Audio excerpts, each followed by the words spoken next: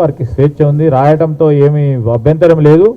ఈరోజు రాహుల్ గాంధీ గారు ముఖ్యమంత్రి రేవంత్ రెడ్డి గారి నేతృత్వంలో ప్రజా సంక్షేమం గురించి నిర్ణయాలు తీసుకుంటారని వారి గట్టి నమ్మకంతో, అదే విధమైన ఆలోచనతో వారి సంబంధించి వారి గట్టి నమ్మకం ఉంటుంది. ఆ నమ్మకంతో పోతాం.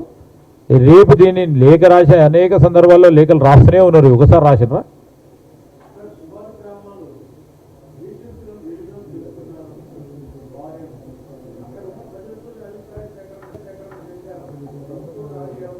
డెఫినెట్లీ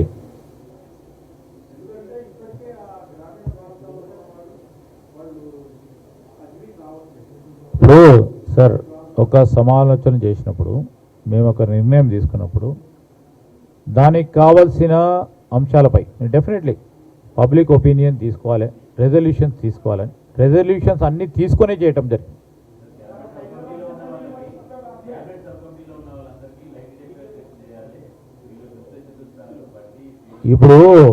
ఇప్పుడు ఏదన్నా అడ్డగోలుగా మాట్లాడేది ఆయనకు నాలుగు ఉంది, మాట్లాడతారు.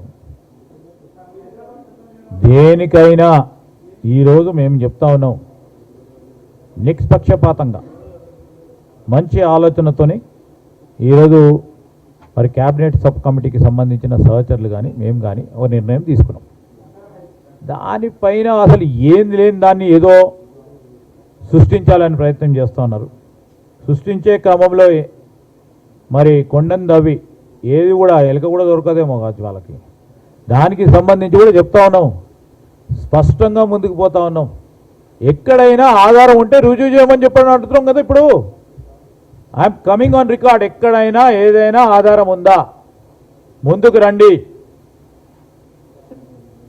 ఏ ఆధారం లేకుండా అడ్డగోలుగా మాట్లాడతా అంటే ఏం చెప్తావు? ఎవరైనా మాట్లాడచ్చు అడ్డగోలుగా.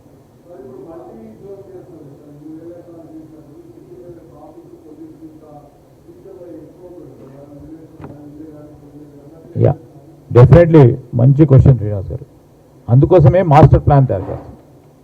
దీనికి సంబంధించి ఫర్ ఎగ్జాంపుల్ అనేక అంశాలు డిస్కషన్స్కి వచ్చినాయి. ఈరోజు అఫోర్డబుల్ హౌసింగ్కు సంబంధించి ప్రత్యేకంగా మధ్యతరగతి అప్పర్ మిడిల్ క్లాస్ సంబంధించిన హౌసింగ్కు సంబంధించిన అంశము మనం ఓఆర్ఆర్ పరిసరాల ప్రాంతాల్లో వారికి కలిగించలేకపోతా ఉన్నాం. ఉదాహరణకి ఎందుకంటే ల్యాండ్ రైట్స్ ఎక్కువైపోయినాయి. ఎక్కడ చూసినా కోట్లాది రూపాయల అపార్ట్మెంట్ కూడా అంత అవుతుంది.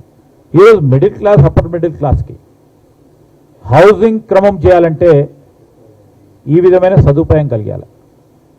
సో మేము మాస్టర్ ప్లాన్ చేస్తున్నప్పుడు మీరు అన్నట్టు ఏ విధమైన మాస్టర్ ప్లాన్లో కాలుష్యం ఎక్కువ లేకుండా త్రాగునీరు అదేవిధంగా స్వచ్ఛమైన గాలి ఉండాలనే ఉద్దేశంతో మాస్టర్ ప్లాన్తోనే దీని విధంగా గైడ్ లైన్స్లో ఫిక్స్ చేస్తాం. డెఫినెట్లీ ఇది గుడ్ క్వశ్చన్ అది. ఎందుకంటే ఇప్పుడు నేను అనుకునే ఉదాహరణకు చెప్పిన ఇష్టారాజ్యం మల్టీ ఎన్ని ఫ్లోర్స్ ఒక 60, 70, 59, 60 ఫ్లోర్స్ మ్యాక్సిమం ఉన్నది. 40 ఫ్లోర్స్, 35 ఫ్లోర్స్. ప్రతి ఇంట్లో ఆ ప్రత్యేకమైన అపార్ట్మెంట్లో ఒక్క ఇంట్లో ముగ్గురికి ఉంటాయి కార్లు. 3 కార్లు అయితే ఉంటాయి. ఆ కార్లు పీక్ టైమ్స్లో ఆఫీస్ టైమ్స్లో మళ్ళీ తిరిగి ఆఫీస్ నుంచి ఇంటికి పోతా ఉన్న సందర్భంలో ఆ రోడ్స్ ఇప్పుడు భారీగా కనబడచ్చు. ఆ roads definitely can it withstand the vehicular traffic, the density of that vehicles. ఆ క్రమంలో ఆలోచన చేయలే. మున్సిపల్ సంబంధించిన డబ్బులు వస్తూ ఉన్నాయి, ఫీజు వస్తుంది, మున్సిపాలిటీకి ఫీజు వస్తుందని ఇచ్చేసాం. ఆ విధమైన ప్రయత్నం ఇక్కడ జరగకూడదనే ఉద్దేశంతో ఒక మాస్టర్ ప్లాన్ ఏర్పాటు చేసుకొని అనేక అంశాలు మీకు ఏవైతే అనుమానాలు ఉన్నాయో నేను అనుకుని we are putting it outside. Guidelines prepare చేస్తున్నప్పుడు మీ అభిప్రాయాలు మళ్ళొకసారి ఇవ్వండి. పారదర్శకంగా ఉండాలని ముందుకు వెళ్తా ఉన్నాం.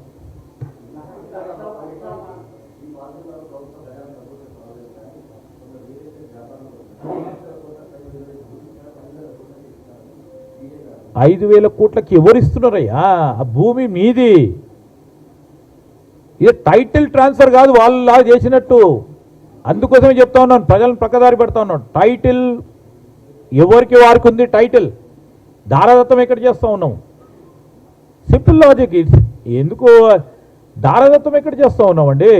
మీది ఉదాహరణకి మీకు ల్యాండ్ ఉంటే దాన్ని కన్వర్షన్ చేయడానికి అవకాశం ఇస్తా ఉన్నాము.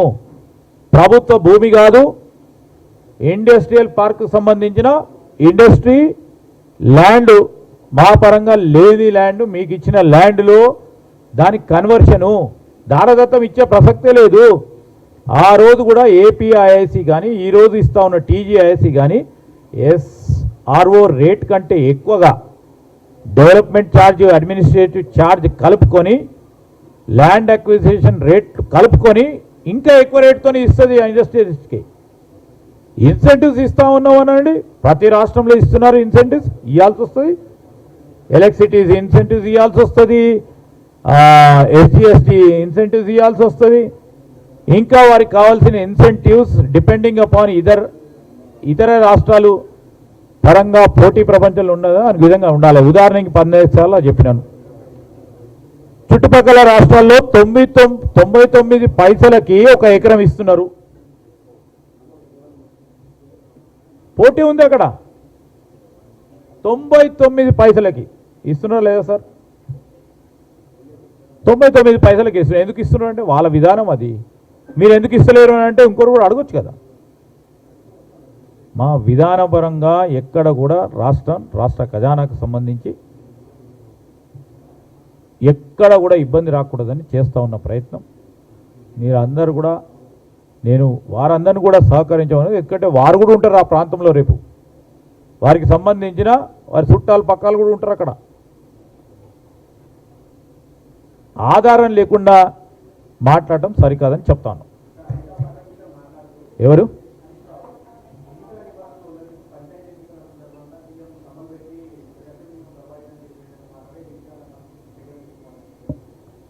వారు ఏమైనా కంప్లైంట్ చేసుకోవచ్చు, కానీ వారికి కూడా తెలుసు సీనియర్ మంత్రిగా అనేక సంవత్సరాలు పనిచేసి. ఎన్నికలు ఎక్కడ జరుగుతున్నాయి? గ్రామీణ ప్రాంతంలో పంచాయతీలో జరుగుతుంది ఎన్నికలు. ఎన్నికలకు సంబంధించి నిబంధన వచ్చింది. హైదరాబాద్ కూడా తెలంగాణ రాష్ట్రం. హైదరాబాద్లో ఏం పని చేయకుండా ఉండాలా?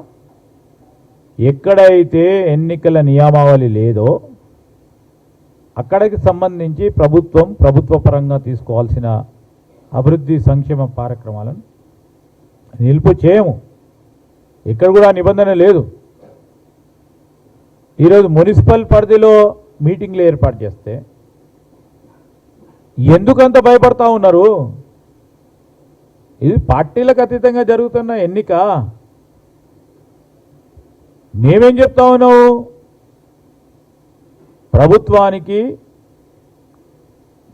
ప్రభుత్వం చేసే మంచి పనులకు ఓటేయండి అని అడిగిండు ముఖ్యమంత్రి. దానికి సంబంధించి ఇక్కడ ఈ మున్సిపల్ పరిధిలో గ్రామీణ ప్రాంతాలు పోయి ఎక్కడైతే ఎన్నికలు జరుగుతున్నాయో అక్కడ పెట్టి ఉల్లంఘన ఎక్కడని చేస్తే ఉల్లంఘన చేయాలి అని తప్పకుండా చెప్పాలా. ఏదో మరి గ్రామ పంచాయతీల పరంగా చేసే అది సరికాదు, అది ఆయనకు తెలిసి చెప్తా ఉన్నాడు. ప్రజలను పక్కదారి పట్టించే ప్రయత్నం చేస్తూ ఉన్నారు. Right sir.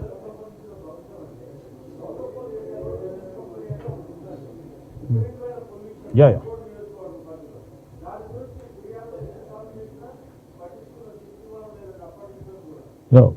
ఇప్పుడు